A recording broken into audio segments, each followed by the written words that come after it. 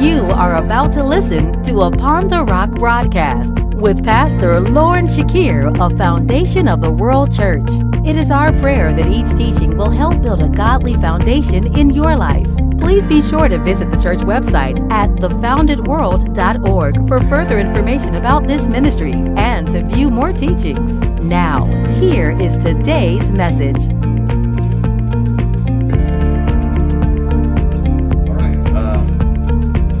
Well, again, so most of you all that don't know, and I'm gonna let her talk, but our guest here has an awesome testimony, and I want her to be able to share it for those who not only been through a similar thing or to avoid some of the things that she's gone through, and she don't mind being transparent about what good things the Lord has done for her.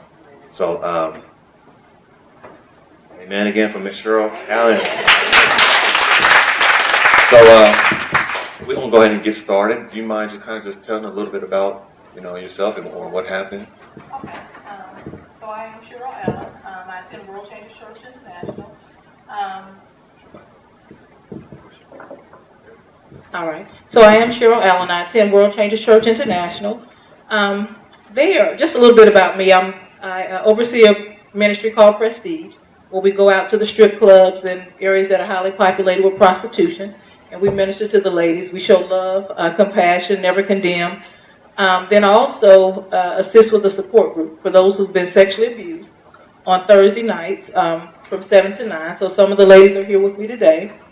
I'm a mother of two. I have a daughter that's 28. I have a son that's 22.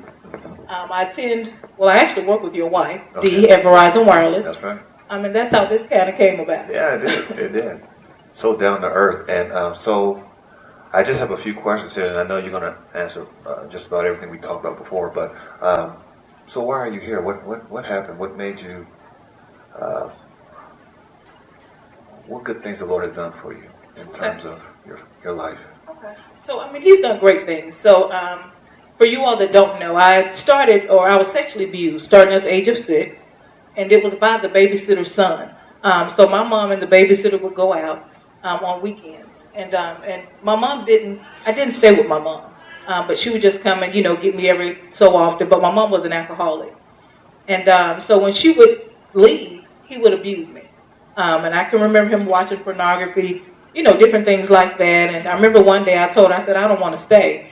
I said, and I could only tell her how a 6-year-old would articulate somebody's sexually abusing you.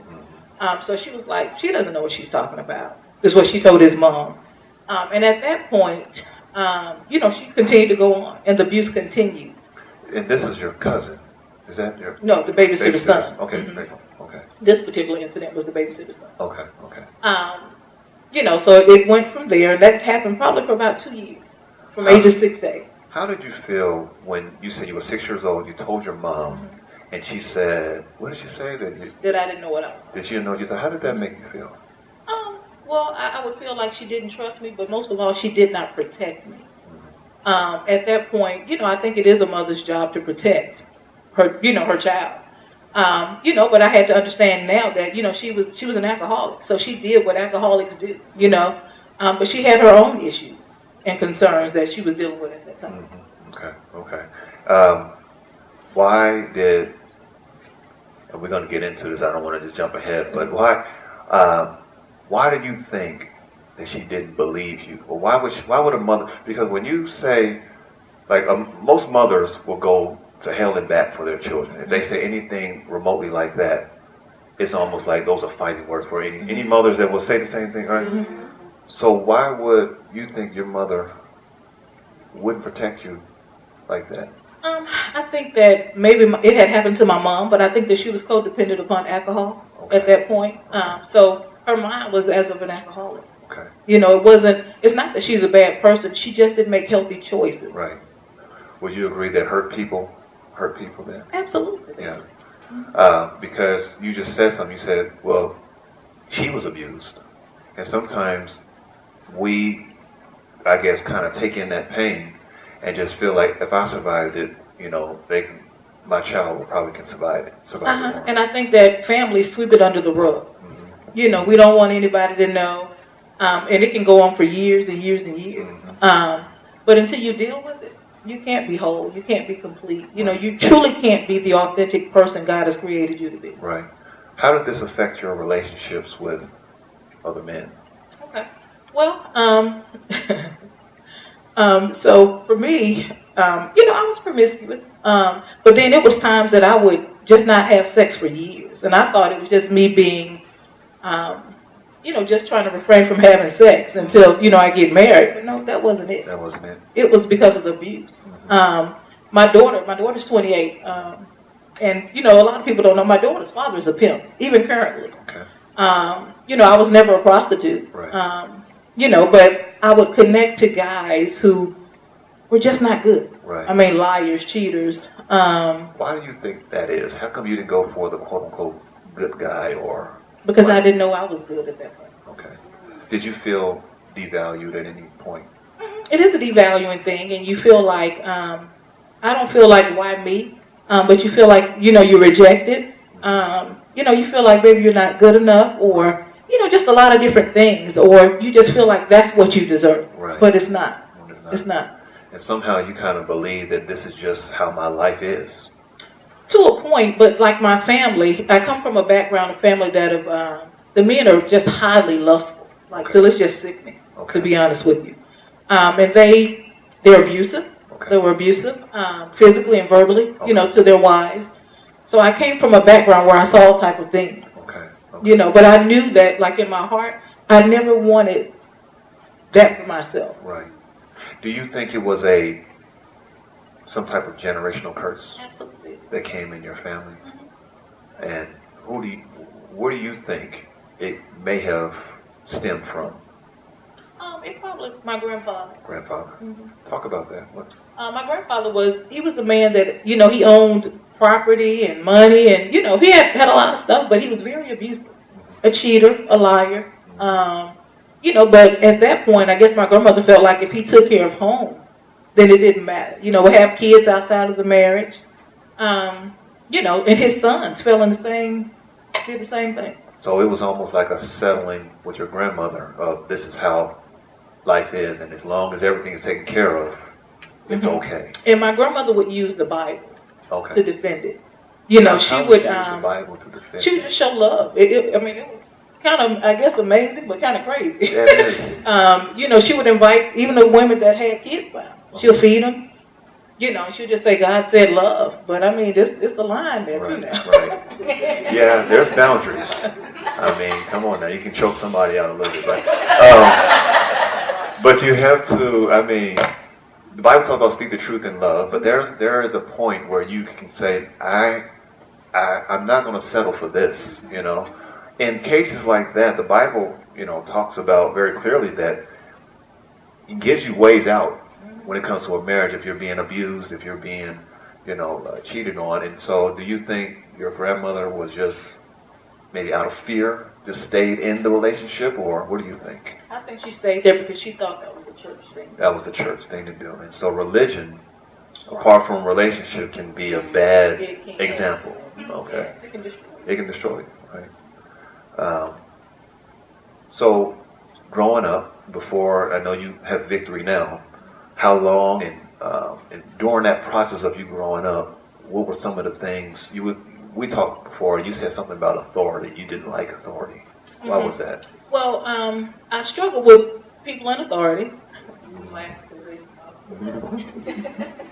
I struggled with people in authority because the ones in authority were the ones who abused me. Right. You know, whether it was someone that was supposed to be my father, whether it was someone, the babysitter was supposed to have authority over me. I went to the chiropractic and he touched me inappropriately. So it's those in authority. So I had a problem. So I would go toe to toe. Right. Like, I mean, I would prove you wrong. And they know I have a very strong personality. No. So I had a problem. Yeah, problem with authority. And did that hinder, I guess, promotion in life or promotion in relationships or life, relationships, job? Yeah. You know, because sometimes we think, oh, I'm just like this. This is the way God created me. But there are circumstances in life that's kind of warped how we truly are as our authentic person. Right. So for me, the abuse really warped that. It did. Like I would go toe-to-toe, especially with guys.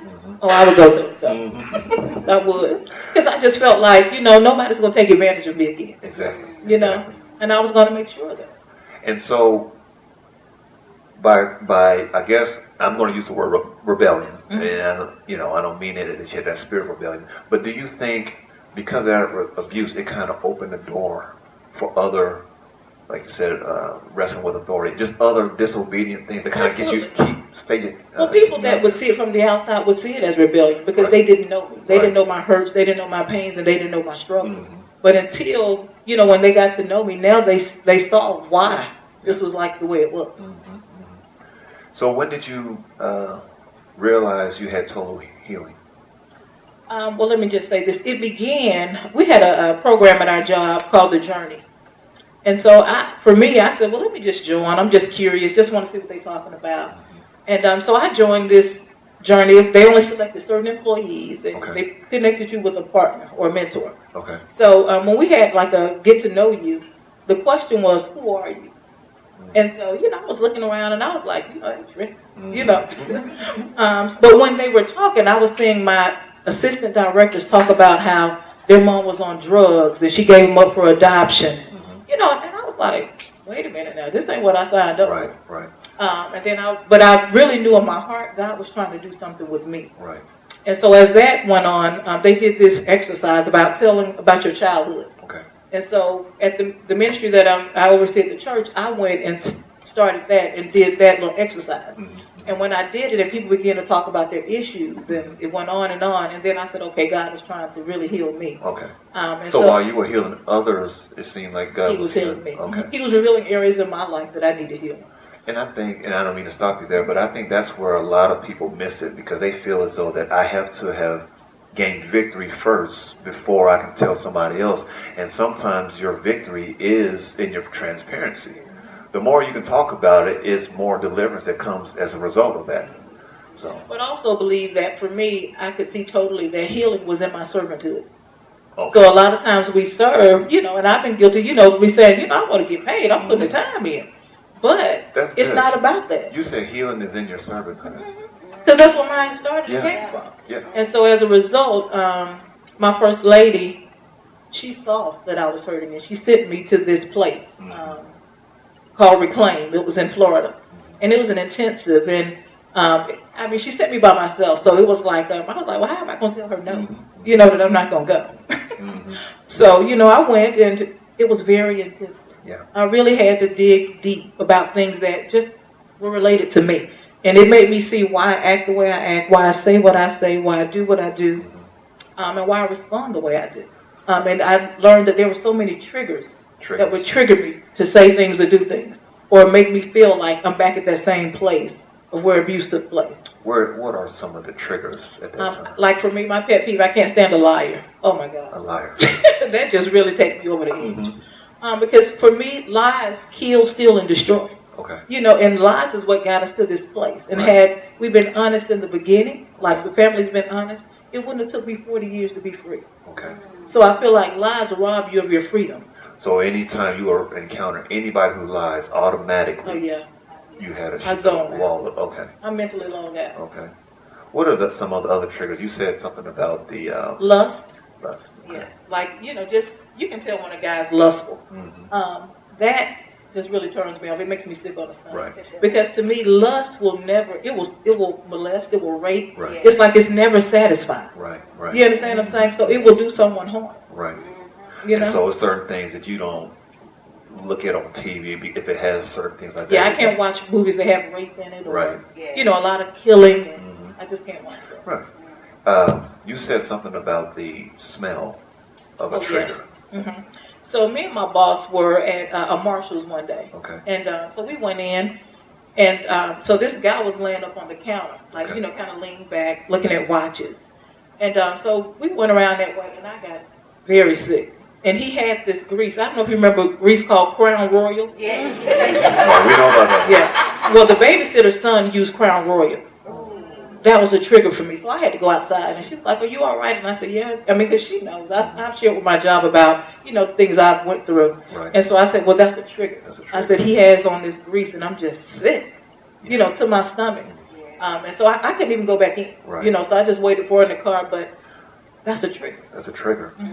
And that's, to me, that lets us recognize that we need deliverance in certain areas when we find ourselves having a trigger, when something happens. It's like something is still in me, you know. And so most people think deliverance means that you are demon possessed and your head spins around and you float off the bed. That doesn't mean you need deliverance when it comes to anything that Satan has claws in you. However you react and you respond that way, then deliverance needs to take place. Yeah, there are extreme deliverances and deliverance services, but I think every member of the body of Christ can use deliverance. Whether you're born again or not, you still need to go through some area of deliverance. And I know that Christians are like scared of that word deliverance because they think that means that I'm not saved, but it doesn't mean that. It just means that you need to get cleansed from some of the things that you never have taken authority over. Would you agree with that? So she said triggers by grease. And that guy was innocent. He was probably putting waves in his head. But those waves in his head, it caused her to go outside because that was something that was still rooted there. Right? So that's why it's important for us to be honest and transparent and say, Lord, I need help in this area. Because just the smell of it, I can imagine, took you all the way back to your childhood. So. But even when, another pet peeve for me is, you know how you work in the secular world or in corporate America, and when supervisors or bosses abuse their authority. Yeah. That right there. Right. I go tell them. I do. Like I can't stand it. Right. I just can't. How did this episode affect your relationships with your own children? Okay. Now my daughter and myself have gotten really close, but at one point it was like with my kids, it was like, you're gonna do what I say, or you're gonna hit the door. Right. You know, I mean, I would fight them. Now my son, he's very strong. Okay. So you know, it's been times where I would swing on him and he would hold me down. Oh, wow. And so I would call the church. Right. And I'd be like, you need to come get this blank, blank, blank, because I'm gonna kill him. But it's like. If I could pause you right there, did you and your son have any issues because of he's a male and he was strong or anything? Did that have anything to play with, even though he was your son? Well, sometimes my son thinks that he's my daddy. Yeah. Okay. And he's not. Right. You know.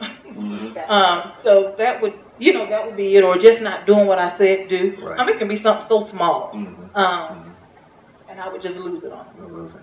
Okay. Did you have more of a fear when your children were growing up that it will maybe happen to them? Because I didn't let them go and spend a night in Right. people's homes. Because you don't know what the next door neighbor's doing, the person down the street. You know, and if they're not doing anything, you don't know about the people that they're inviting over. Right. You know, what kind of lifestyle that they're living. I mean, and this can be whether they go to church, whether they work with you, Right. you know, friends, no matter what it is, you just don't know what they're involved Right. in. And I understand it because I'm a parent too, and I protect my children. And I think sometimes I have to wonder, am I being extreme? Yeah. But sometimes, you know, as a parent, there's no such thing as being too extreme. But there is a point where it's like, okay, now, am I doing this out of fear? Or am I just really being a parent? And you have to find that line. Do you think you were operating more out of fear or just out of fear? And, you know, not only just fear from the molestation and the rape, but fear because in my family, you never saw healthy parenting.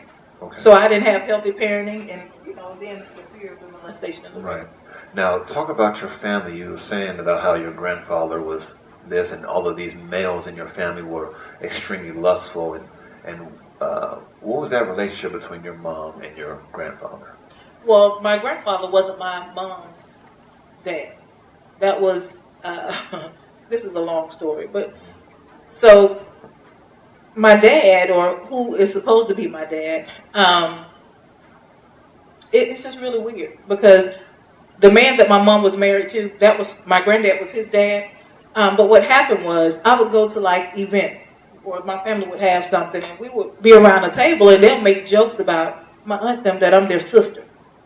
So you know, I was like, So your aunties will make jokes about you that you are their sister, which means my granddad is my dad, if that makes sense.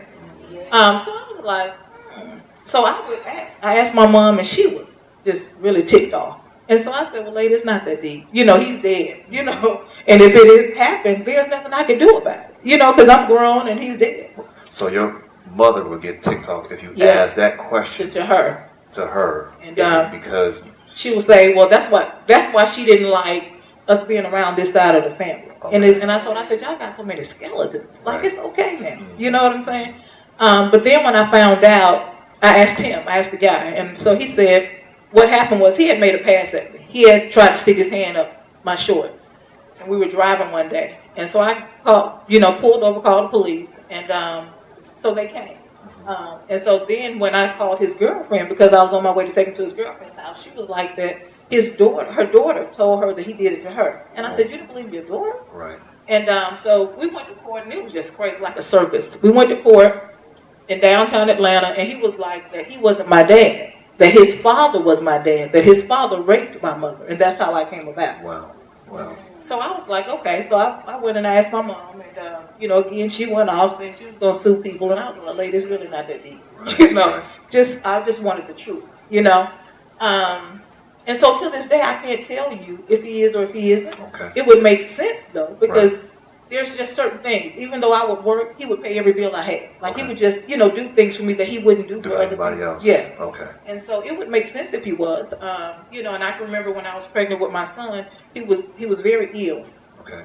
And he kept telling the doctor, don't let him die before my son was born. Okay. And, he would pass out. It was just weird because when I was pregnant, my iron was very low and I would pass out. Okay. But he would pass out because he had cancer. Right. Okay. So it's just that his blood pressure would drop. Mm-hmm. So it was just very, very weird. So, I mean, in most people's eyes, you'll say, this girl is jacked up. Right. She got a jacked up childhood. Mm-hmm. And it would be that way from the world. But when God has healed me and delivered me, there is no jack up in Jesus. Yes. You know what I'm saying? He lives and resides on the Amen. inside of me. Amen. And he's whole. Yeah.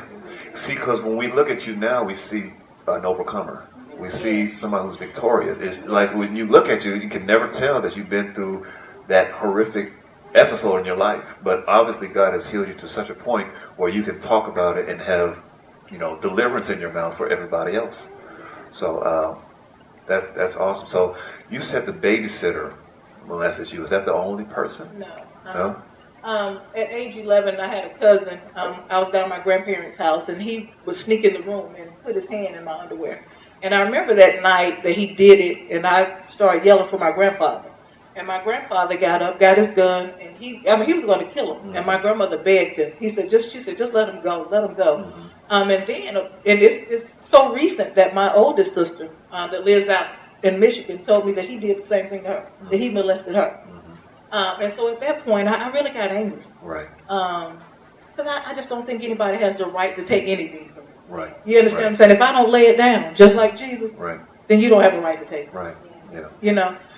So that was an episode with that. Then I think the biggest thing for me in my life that took place was around 14. 14. We used to go to the country every couple of months. Mm-hmm. But this particular time, when we go, we had a cousin named Mike, and Mike would, every time we go, he'd say, "These guys want to meet you all." So say that. Know why? You know what I'm saying? So we'll meet them and whatever, but we wouldn't have sex with them or anything like that. But what I realized, one night we went out, and I remember his mom said he couldn't use the car, but we snuck the car out anyway. Okay. And we left, and we went to this place called Canaan, and it was very dark on this street. And I said, why are we here? Like, it's really dark. And he was like, oh, just wait a minute. So he said, he parked, and he said, let's get out and walk. And it was me, him, my sister, and my cousin. In the middle of the dark, let's go walk. And you got a car, and let's stop the car, and let's go walk. And so we walked. And so as we began to get up the road, and it was a store, and the light was kind of dim, but it was on, I noticed about 15 guys came over here. 15 guys. And so when they came, they began to pull me. I was the intended target. So they began to pull me. And so I was fighting them off, and he started fighting, but they took my sister and they raped her. So as a result, me and my sister, we were never close. And so, like, God is now restoring our relationship. Now, because we're able to talk about it. So he set you girls He set us up to be raped.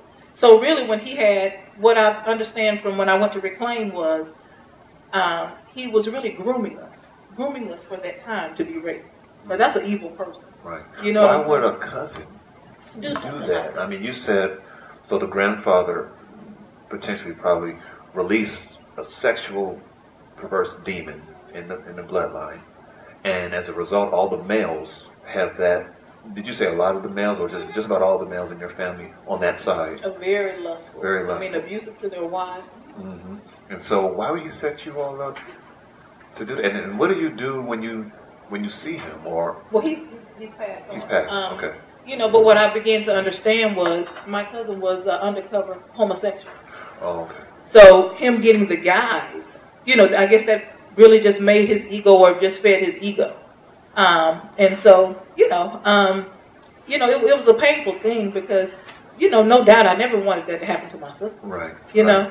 So that was a lot.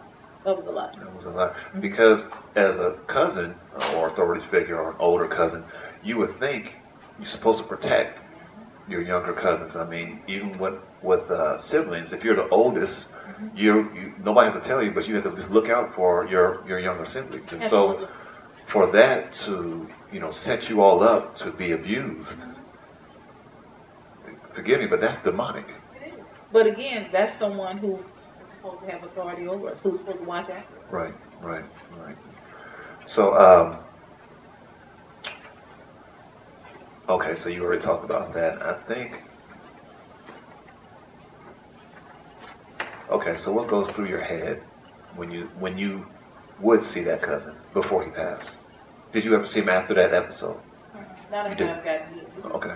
He passed away. Okay. So before you got healed, what would go through your head when you saw him? Well, I hardly ever saw him. Okay. After that.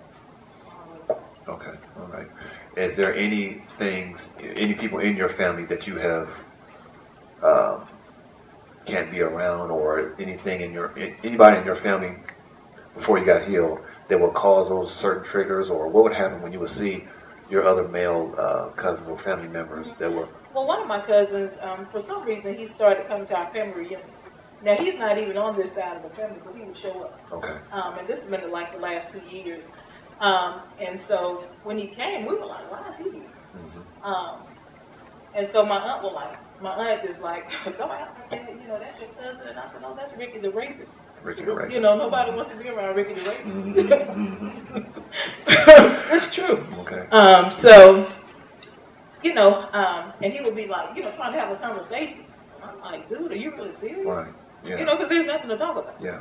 So Ricky the rapist would do what? Rape his cousins, or he was one of the ones Yeah, that. this is the one that my grandfather was on. Okay. Okay, that's the one. Okay. And so you saw him as you were an adult woman at that time. Okay. That's okay. All right. What would you tell young girls that may be in that situation or going through that situation? What can you tell them? Or women who have come out of that and they're still haven't healed properly. What would you say? Well, to the young girls, I would say, social media is really big, and you're on there, and a lot of times you think that it may be, someone your age, but a lot of times it's guys that are much older that's looking to, really pimp you out. Right. And we know that from just the ministry that I oversee at church. But I would say expose them. I mean, men molest men, women molest women. So whatever it is, expose it. But I would say parents, believe your daughters. Believe your sons. Yeah. And if you have any doubt, check it out. Right. Check it out. But never make a child feel like they can't come to you or they don't believe you. Right. It's just the sooner. And talk to them about just life. Everybody's not for them. Right. Even, kids can go to school and, you see so many stories now about the teachers molesting them. Mm-hmm. So it's like other kids know, but they're afraid. Right. They're afraid to say anything. They're afraid to say anything. Mm-hmm. And are y'all getting anything out of this? Y'all like this? Because I can just tell right now that all of that is deliverance that's happening now. You've come to a point where you can, be on a platform and talk about this. And I know you shared your testimony all over the world. But when people hear that, do you think, let me ask you this. Did you blame God while you were in that situation? How come you didn't blame God? This is why. Okay. No, I didn't blame him. You didn't blame him. But now that I'm healed, I'm like, okay, God, now where is my real man? Right. Where Boaz at? Right, Yeah. right. But I would also say, even to the women that this has happened to and you haven't dealt with the issue, it is impossible. Even if you're married, it's impossible to really, be intimate with your husband and you have this type of healing that needs to take place in your life. I'm not married, but I can only imagine because it's a struggle. But then I would also say that sometimes we connect with men that are not good for us. And we have kids, small kids, and we have, whether they're boy or girl. Be mindful who you have around your children. Because if he's abusive to you, when you're not there, he's abusive to your child. And he'll take things out on your child that, sexually abuse them. I mean, all type of things. So you definitely want to make sure that you watch who you're around. Right. But if you're not healed, you're going to keep attracting that same type of person. Right. That same type of person. But let's not be so hard up for a man that we leave our kids in that situation to be abused. Yes. Because a lot of times, we feel like we ain't going to get another man. Right. Yeah. And they make them every day. Right. You're right. That's good. So, I like that. But for real, but a lot of times when we're hurt, then we choose people that are hurt, that are broken. And broken people do broken things. Yes. So you can't settle. Can't settle just because the clock is ticking. Right. And and the clock is ticking. But and that's what I think. Sometimes we can rush into all these emotional decisions because we just say, I gotta get this done. But so it's important to have standards. You're saying, and I like how you were talking about that. As it related to, I guess you said something about women don't be so desperate because they make men every day. But it's like if you don't have the standards or boundaries, and you're always just you grabbing any man that winks at you, you're gonna miss the one that God has for you. And so sometimes it can be a little lonely waiting, but you're setting yourself apart. And I know sometimes we kind of abuse the situation when it comes to just dating, especially in the church. Sometimes people don't even feel free enough to bring a person they're dating because they think the whole church looking at them now. So, but I think that you have to have standards and say, and almost be very vocal that I'm not going to even get involved with you unless it's headed toward marriage.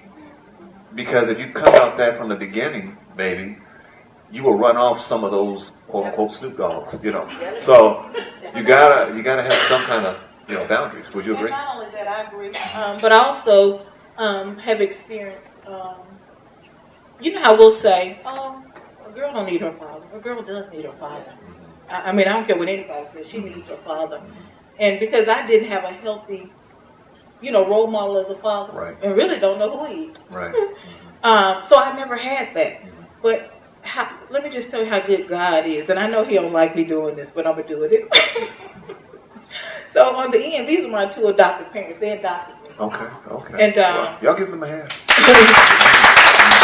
And so for me, it kind of brings me to tears because I've never seen an honorable man. Right. But I know my adopted father is an honorable man. He's never talked ill towards me. He's never made a pass at me. He's never talked vulgar towards me. But he's encouraged me. He's loved me. And when I say love me and mindful of me, I'm saying with their prayers, with their words, with their finances, he's an honorable man. You know what I'm saying? So he shows me that the kind of guy that I need, he has to pray for me. He has to be a man of God. He has to love God. Just different things that he's shown me. That's an honorable man. So, for me, I don't try to be hard, but they can't come to me any kind of way then. Right. You used to come to me any kind of way then when I was broken, but now you better stack it straight. That's right. See, and you've been through like a deliverance or an encounter that your first lady sent you through, and thank God for her. Would you agree that most people kind of need to go through something that get it out of them, that this probably has abuse? Because sometimes they self-medicate and they think I've done enough. But would you think that somebody needs, even if they don't go to the same place you went to, do you think they need something like that in order to get that out? Oh yeah, I believe so. Because for an example, our pastor's talking about grace. I really couldn't even receive grace freely. Because I was like, okay, what God want from me now? Right. You understand what I'm saying? But he didn't want anything. He just wanted to give me the very best that he had, right, which was his son. And he wanted me to receive that. And when we went to Reclaim, it was just raw. Right. You know what I'm saying? It was really raw. Mm-hmm. It was raw. Mm-hmm. You know. But that's what you needed. Oh yeah, you needed that's to what get, we needed. We didn't need the scripture. Right. You needed something that's going to get all the way down to the depths and to pull it all the way out by the roots. And it wasn't churchy. So meaning, when we were there, you know, I'm just keeping it real. Mm-hmm. Yeah. You touched. It was touching some things in your life that it brought up the book of cuss. Right. And you were pissed off with the people who had violated you. Right. Yeah. You know, so they just took you through every part Right. that you really needed to be healed and whole. Right. And I think that's what deliverance is getting all the way down. And whatever Satan has planted, you have to uproot it from there. Even if it leaves a hole there, at least there's no seeds there. So we all have to go through that process of deliverance. And that's awesome. Is there anything else you want to say? I would just say don't discount where you are or what happened to you. Your story may not be the same as mine, but it doesn't mean that you're any less valuable or, you know, than I am or anybody else. Molestation is molestation. Rape is rape. No means no. It doesn't matter who it is. You know what I'm saying? Your husband, your boyfriend, your friend. It doesn't matter. You know, a lot of times we think molestation is, you know, just penetration. No, it's touching you in inappropriate areas as well. Right. That they don't have a right. You know what I'm saying, to touch you. Right. And don't be afraid to speak up. A lot of times when you're molested or you rape, it takes your voice from you. You're afraid to speak out. And then once you get your voice, nobody can stop it. Right. You know what I'm saying? Nobody can stop you from being who God has created you to be. Again, a lot of times we think, oh, this is just me. That's how I am. Because I would just, and I still say things now, but I would say things. And it was, to me, after I told you what I had to say, it was up to you what you did with it. You had to deal with it. You know, so now I try to fix it a little bit. I try to fix it a little bit, but it's like, you know, I'm still rough around the edges at some point. We all are. You know, we all are. Yeah. So, you know, but it comes from a good place, but I just feel like I just have to get it out and let you know. Yes. You know, and just some of the signs, if you have kids, some of the signs of molestation would be sleep disturbances, bedwetting and nightmares, behavior changes, which is mood swings and withdrawing, fears of places and people. So you know if Uncle Ray come over there and your child don't want to be around Uncle Ray, 9 times out of 10, Uncle Ray is a predator. Trouble in school, having trouble academically or acting out. So for me in school, I hated school. I hated school. Like I wouldn't go to school now. Right. And that's the, you know, hair was nappy, you know, just joned out. Just, I hated school. Wow. You know, in any sexual games, like they may say, well, let's play house. Well, we know playing house, somebody got to be the mom and somebody got to be the dad. You understand what I'm saying? So some things are inappropriate. Right. And we think that as kids, it's okay. Right. But it's really not okay. No. You know what I'm saying? It leads to other things. Right. Or the hide and seek. You know, your grown uncle has no business playing hide and seek with a 6-year-old or a 7-year-old or teenagers. You know, that's inappropriate. And again, like I said, oftentimes we sweep it under the rug. Let's stop sweeping things under the rug. Let's deal with it. Yes, it may be painful, but it's more painful to be in bondage. Right. You know what I'm saying? Had my family not swept it under the rug, I would have been free way before 40 years. Yeah. You know, I'm about to be 47. So my freedom just came. You understand what I'm saying? You look good for 47. Hey, yeah, I appreciate it. That's because we don't crack. That's all that. Right. All right. And one thing that we have to get away from is saying, we'll say, oh, well, she's fast. She's grown. Right. I'm 6 years old. Yeah. How could that invite a grown man Right. Sure. to sodomize me? That don't happen. You know what I'm saying? I'm only mimicking what I see. Yeah.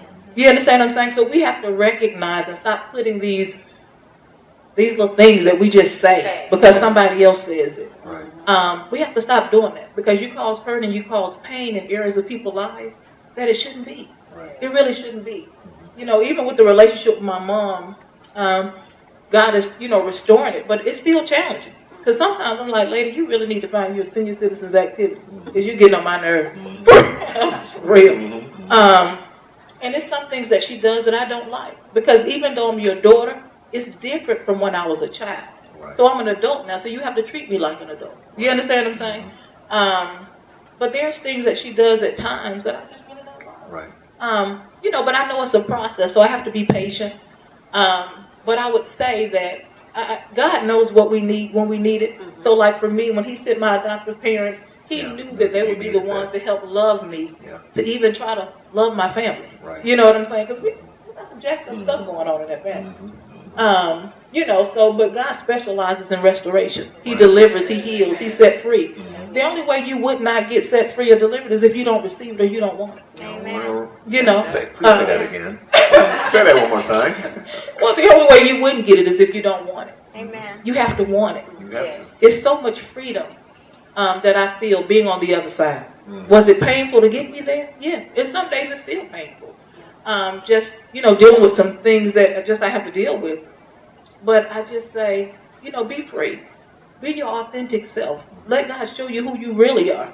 It's like he restores you back. I feel like I've been restored back before the fall. Right. Wow. And the fall for me was the rape. It was the molestation. It was those things that warped how I even felt about God. Right. You know what I'm saying? And just people and how, how you say, oh, there's no good men out there. Yes, it is. Yes, it is. There's one right here. It's just things that we go through that make us feel like. Right. You understand what I'm saying? So I know that there are good men. I know there's men that will love us, that will, support us, that would encourage us, that will, just be the man he's supposed to be. Right. Yes. So we have to stop discounting the men. Yeah. That's it. Amen. Wow.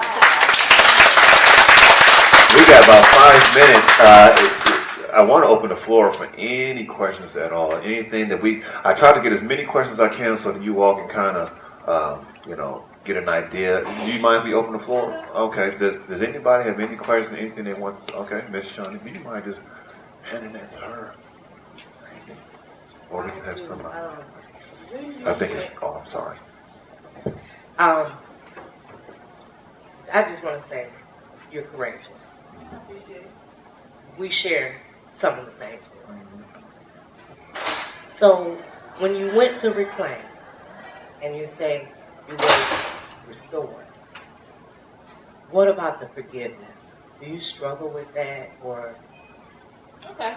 So forgiveness is a process. It is. I forgive my mom. And this is something because on Easter is when the restoration began of this year.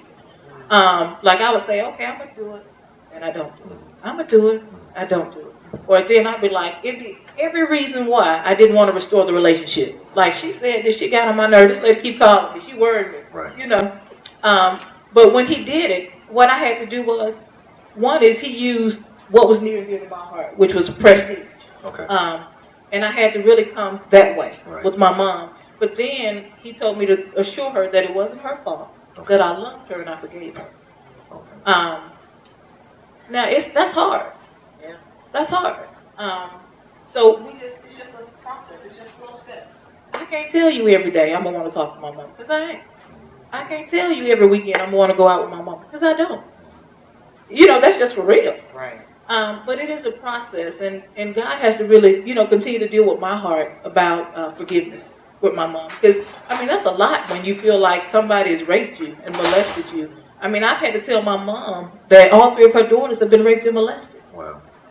That's a hard pill to tell somebody.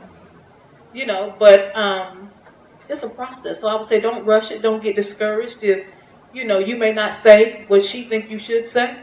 Because it ain't going to happen like that. We're never going to say everything that somebody wants us to say. We're never going to do what somebody else wants us to do. But it's a process. Take slow steps. And when you miss it, you will miss it. We all miss it. You know what I'm saying? But the blood of Jesus has covered that. Right. You understand what I'm saying? He died for us. He know where you would be right now. He knew you would be right here having this question. You know what I'm saying? But he knows. He knows all things because he created you. Right. So he know when your day of redemption. He know when your day of deliverance. He knows. Right. So today may be the day. But you have to be delivered. I think you have to accept the deliverance to really start the forgiveness process. Right. That's true. Right. Because I just kept going back and forth with my mom. And they'll tell you. They said, where are you, mom? I said, I don't know. She getting on my nerve. They'll tell you. Or one time my mama came to the church. Okay. She goes to another church. So she came to the church. And it just ticked me off. And I was like, lady, don't ever come looking for me. Mm-hmm. Right? You didn't look for me when they was doing what they was doing. Right. So why look for me then? So, I really had a problem with that. And I know it hurt her to her core. But at that point, I really didn't care. Right. You understand what I'm saying? Because I had still so much bitterness and unforgiveness. Right. You know, so now I don't put the pressure on myself. You understand? Jesus is the author. He knows how to forgive better than we do. Right? Oh, yes. So I just have to ask yes. him to help me. Right. And it's just a day to Day day. to day Day to day. process. It's good. Thank you. Anybody? Minister Sandy, do you mind grabbing the microphone? If you don't mind. Young lady in the back.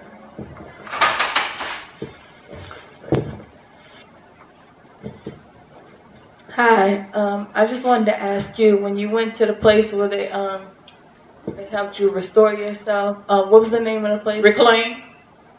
It's in Jacksonville, Florida. It's called what? Reclaim. Okay. Thank you. Anybody else in there? And you can go online. What is it? Reclaim.org.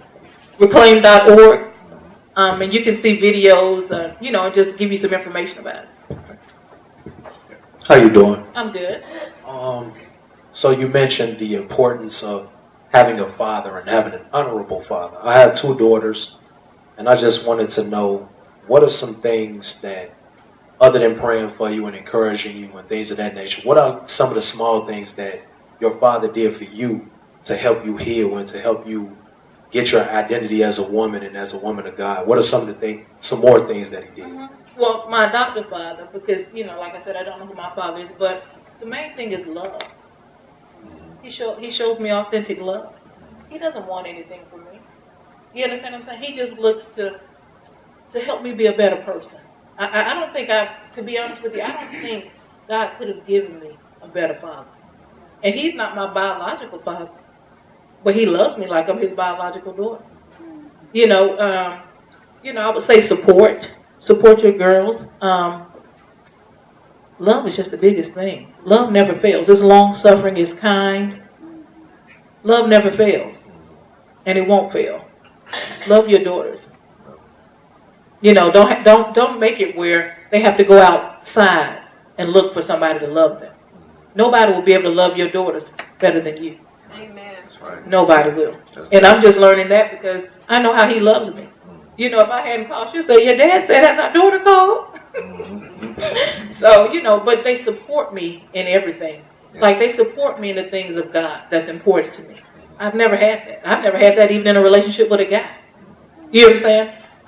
And then when I've had good relationships, I've always sabotaged them. For the simple fact, I was broken. You understand what I'm saying? I didn't know what good looked like. So God had to send me somebody in the natural because, you know, I'd be like, God, now look, I need somebody in the natural who can show me this, who can do this. He had to send me that example in the natural of what love really is, you know. And he loves me like God does. Right. And to me, that's the biggest thing for me. That helps me heal in ways people don't have any idea. Right. You understand what I'm saying? Of helping me heal. Does that make sense to you? Yes. Good. All right. Anybody else? I think we're close. We got one over here. Okay. Do you think that forgiving someone erases or is an act of though things did not take place? No. Because even though I'm going through the process of healing my mother, it doesn't erase the fact that I was raped and molested. You know what I'm saying? It doesn't erase the fact that she wasn't there. I just no longer hold her accountable. If that makes sense. So you can't hold her. I can't hold her accountable and truly forgive her. Right. Because it will always be something coming up to make me lash out at her, to make me lash out. But I think what we have to understand is, as you know, children, because I'm still a child to my mom, that nobody's perfect. Right. We all miss it. You know what I'm saying? Did it cost me some things? It did. You understand what I'm saying? But at the end of the day, God still restores. And there's nothing like the road to recovery, where you can recover your relationships with one another. You understand what I'm saying? That's important. You know, I feel like I'm getting to know my mom, and she's getting to know me, because she never really knew who I was. Right. You know, I never knew who she really was. Right. That's huge. But it's like at this time in my life, I'm going through that process, and I'm really still learning about me. You know, so I'll say, I guess maybe we shouldn't be so hard on our parents because they missed it. A lot of it was bad parenting, it was bad judgment, but a lot of times it's because they grew up in families that had bad parenting. Broken. You know what I'm saying? So it just kept continuing on. Somebody has to break the cycle. Somebody had to Somebody break has the to break curse. it. I just happened to be the one. That's the one. That's awesome. All right. You got one more. You were saying that you would sabotage your relationships because you were broken, and obviously you didn't know at the time because otherwise you wouldn't have done that. What did it take for you to recognize that you were broken, and is there anything that you could have done to come to that realization earlier? I don't think so. Because when you don't know that you're broken and you're just still being in relationship after relationship, and then you wonder, darn, I can't keep a man. I ain't the cutest, but I ain't the ugliest either. So what's really the problem? And I think it really didn't dawn on me, to be honest with you, until my job had that thing called the journey. You know what I'm saying? And I was still in my 40s. That was maybe like 3 years ago. When I went through the journey. So that's something. You understand what I'm saying? But when one of the guys I've talked to, he's married now, and he said, I've always wondered where you were, if you were doing okay. But he would say I was a good person. But he knew that I had some type of issue. Right. You know what I'm saying? But he didn't quite know what it was. Right. So a lot of times, too, when people are married and the husbands or the women hadn't told their husbands they've been abused, that your husband see you doing all type of things, but he can't put the pieces together. So that causes chaos and confusion, and sometimes he may go cheat, all these type of things, when all we have to do is be honest. We can't be afraid to be vulnerable. And I think being vulnerable is what happened when I went to Reclaim. Because I was very vulnerable. Because I was there by myself, didn't know anybody, but there was other ladies going through the same thing. And you have to be at a point to be willing to be vulnerable, to really be healed and delivered. That's good. Because when you're ready to get healed and delivered, you don't care who's around you, what nobody's saying and what they're doing. I'm getting this for myself because I need it. It's life or death at this point. She said you had to be vulnerable in order to get that healing. Yes. That's good. That's good. Did you all enjoy this? Yeah. Good. So thank God for you, Ms. Sheryl, and I'm going to have you pray us out of here if you don't mind, and we're just going to close from there. And I think deliverance was just in this whole talk, what we were just doing here. And so feel free to everybody just kind of just stand, and we're closing now. And I just want Ms. Sheryl to just kind of just lead us into this prayer, and we'll just dismiss from here. However the Lord leads. Well, is there anyone in here that you may have been abused? You may feel ashamed. You may feel like it's your fault, but it's not your fault. If you want to just healing, or you want to just be prayed for individually, does anybody in here want to be prayed for? There's now no condemnation to those who are in Christ Jesus. So if you've accepted Him and He lives and abides in you, there's no shame. He took on your shame. So if you want prayer, if you don't mind, I just have several ladies that came with me that they can also pray. If you all want to come to the front, we can pray for you. All right. Yeah, just come to the front and just receive the healing. Be vulnerable.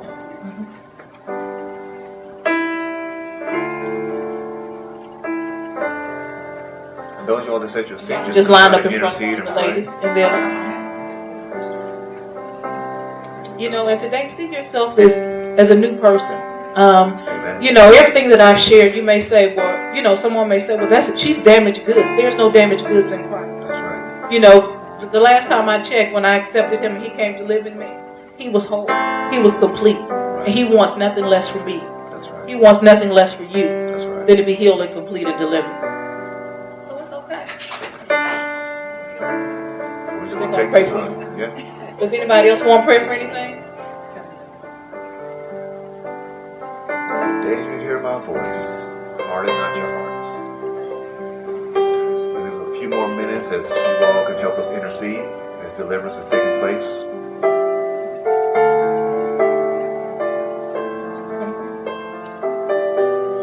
Lord, we thank you. It's okay. There's no shame. We love you.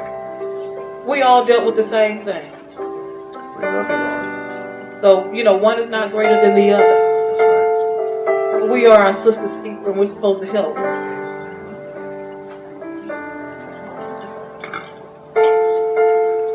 Thank you, Lord. And And these are just not women up here praying. That these are same women that are part of the support group that God has delivered. They want to reclaim, Right. to reclaim their lives from abuse. Amen. Thank you, Lord, for healing. Thank you, Lord. Let your presence bless your people. Bless them. Thank you, Lord.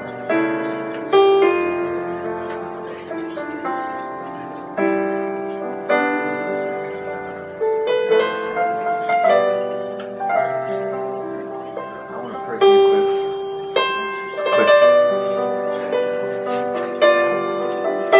It's fine. You can hold it. You can hold it. I just want to pray for you. Man to man, husband to husband, father to father. Lord, I pray over my brother right now in the name of Jesus. God, I pray. As I touch him, Lord, I know you touch him with the same hand. So I thank you, Lord, right now, Lord, for your presence on his life, Lord.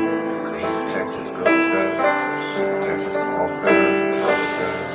We thank you right now, Lord, that you give him the wisdom that he needs, Lord. The eyes to see, Lord, right now in the name of Jesus, God. To see further for his family, Lord. He will be that hedge of protection. He will be that shield. Nothing can come inside of this house unless he sees it. We thank you, Lord, that he is the spirit that will protect him more and rise up more. We thank you, Lord, that deliverance is in him right now in the name of Jesus. We just call him victorious as a man of valor. In Jesus' name. Amen. Amen. A few more minutes, family. A few more minutes. And I'm doing good.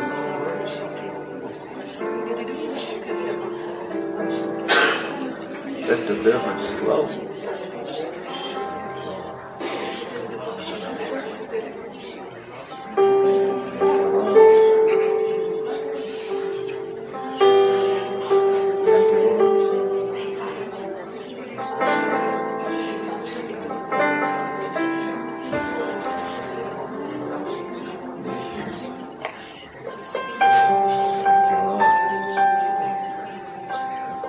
Healing. Healing. Deliverance flow right now. Some of us has held this in so long, so it's like the starting of a release. Yes, that's what's going And on. sometimes you held it in so long because you felt like you couldn't trust anybody to say this to. How are they going to think of me? What are they going to say? It doesn't matter what anybody says at this point. It's about your deliverance. And All about deliverance. it's about your deliverance. Now, I do want us to pray over the young. The young, Mhm. let's get the Sheila. youth down here and the teens.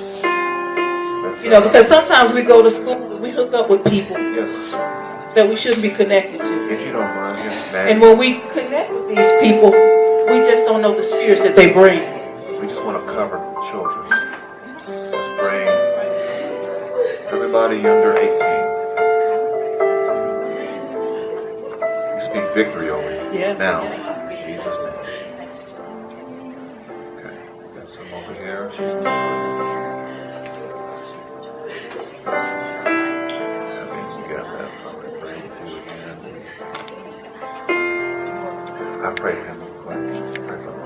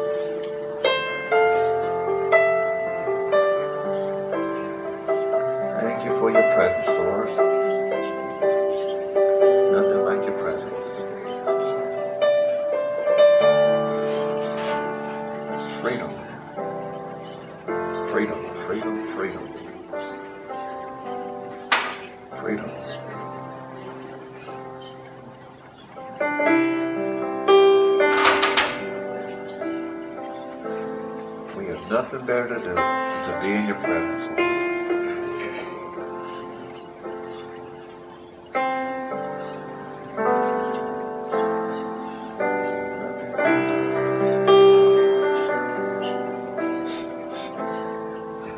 Let him move. Let him move. Let him move.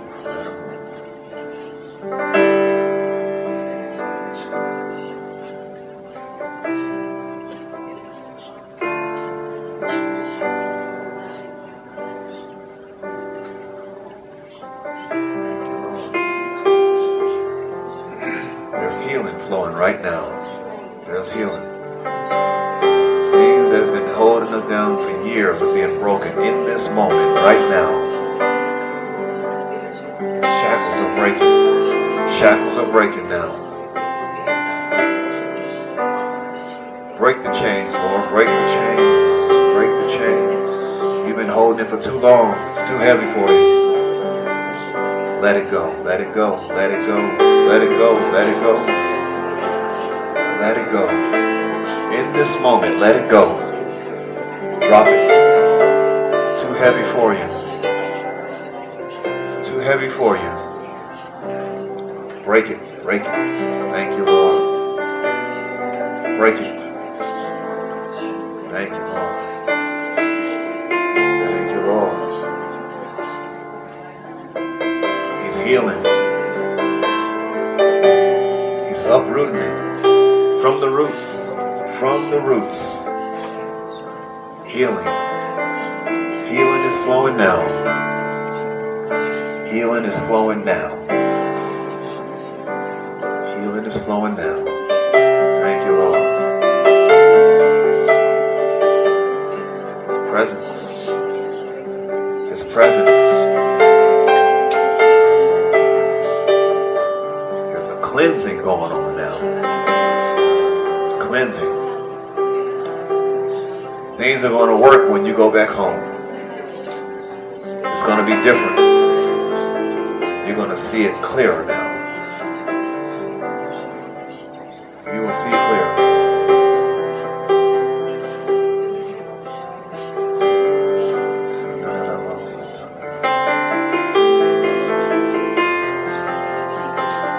That's spiritual surgery. Spiritual surgery. Being removed. The infection is being removed.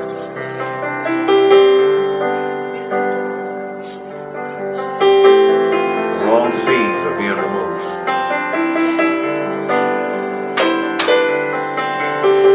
Thank you, Lord. Thank you, Lord.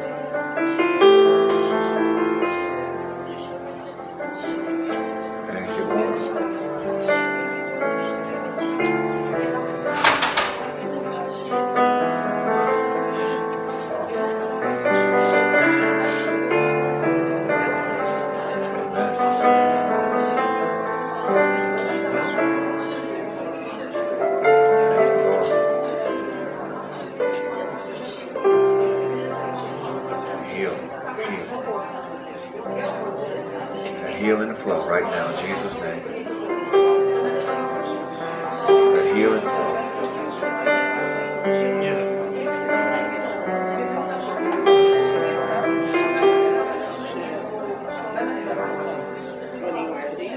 For those of you all that are sensitive to the Spirit, you know that the Lord is moving right now. He's moving now. Thank you for your patience as the Lord works. Thank you, Lord. Thank you, Lord.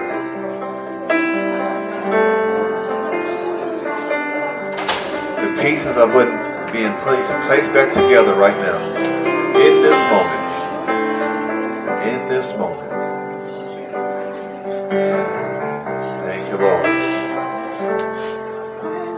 It won't be the same when you go back. You're wiser now. You're wiser. It's not about how you feel. It's about what you receive. How you receive it. We receive healing now. We receive healing right now. Right now. Right now. This is awesome. So let me say this. A lot of times as parents, when things happen to our kids, we feel condemned, we feel bad. But we didn't know.